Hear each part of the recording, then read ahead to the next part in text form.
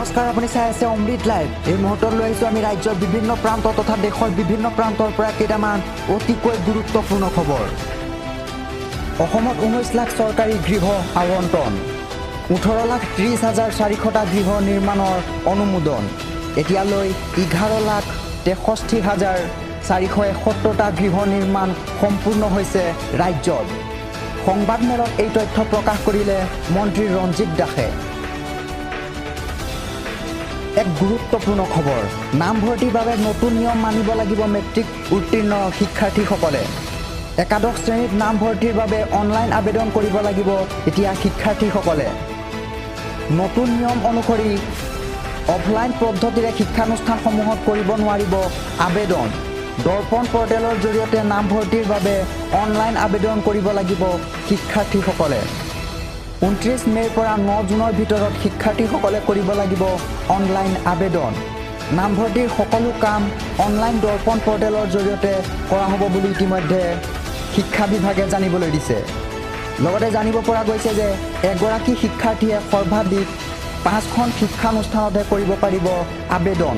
ইয়াৰ পিছতেই 12 জুনত প্ৰকাশ পাব নামভৰ্তিৰ বাছনিৰ তালিকা। তাৰ পিছতেই নিৰ্দিষ্ট শিক্ষানুষ্ঠানসমূহত নামভৰ্তি কৰিব পাৰিব ছাত্ৰ ছাত্ৰীসকলে।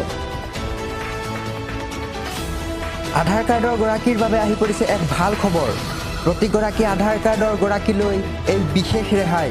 এতিয়াৰ পৰা বিনামূলীয়াকৈ কৰিব পাৰিব আধাৰ কাৰ্ড আপডেট।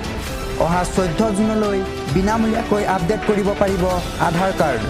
নাম ঠিকনাত বা অন্য কিবা ভুল থাকিলে বিনামূলীয়াকৈ কৰিব পাৰিব এতিয়া শুধৰণি। অনলাইনত আধাৰৰ নথিপত্ৰ আপডেট কৰাৰ বাবে আদায় দিব নালাগে কোনো ধৰণৰ মাচুল। অনলাইন যোগে কৰিব পাৰিব আপোনাৰ আধাৰ কাৰ্ডখন আপডেট।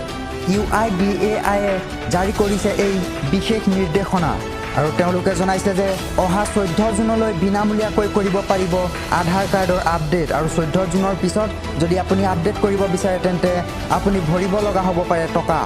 কিন্তু 14 জুনৰ আগত যদি আপুনি আপোনাৰ আধাৰ কাৰ্ডখন আপডেট কৰিব বিচাৰে তেনেহ'লে কোনো ধৰণৰ মাচুল আদায় দিব নালাগে আপুনি। ৰাজ্যৰ শিক্ষক শিক্ষয়িত্ৰীসকলৰ বাবে শিক্ষা বিভাগৰ এক গুৰুত্বপূৰ্ণ নিৰ্দেশ। সাজ পোছাকৰ ক্ষেত্ৰত সৰব ৰাজ্যৰ শিক্ষা বিভাগ। ইয়াৰ বাবে জাৰি কৰিছে নতুন অধিসূচনা। শিক্ষকসকলে পৰিধান কৰিব নোৱাৰিব এতিয়াৰ পৰা জিন্স আৰু টি চাৰ্ট। জিন্স টি চাৰ্টৰ পৰিৱৰ্তে পৰিধান কৰিব লাগিব ফৰ্মেল চাৰ্ট পেণ্ট।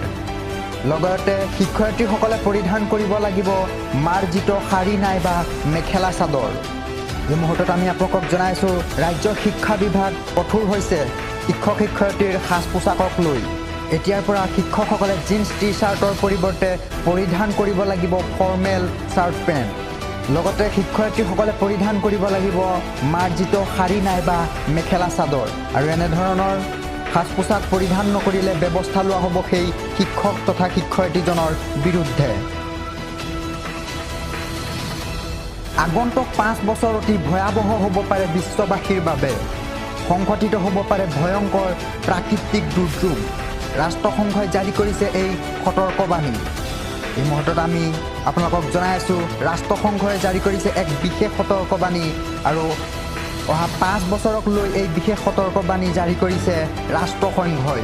আৰু ৰাষ্ট্ৰসংঘই জনাইছে যে আগন্তুক 5 বছৰত সংঘটিত হ'ব পাৰে পৃথিৱীত এক ভয়ংকৰ প্ৰাকৃতিক দুৰ্যোগ। সেয়েহে সকলো বিশ্ববাসীকে সাৱধান হৈ থকাৰ আহ্বান জনাইছে ৰাষ্ট্ৰসংঘই।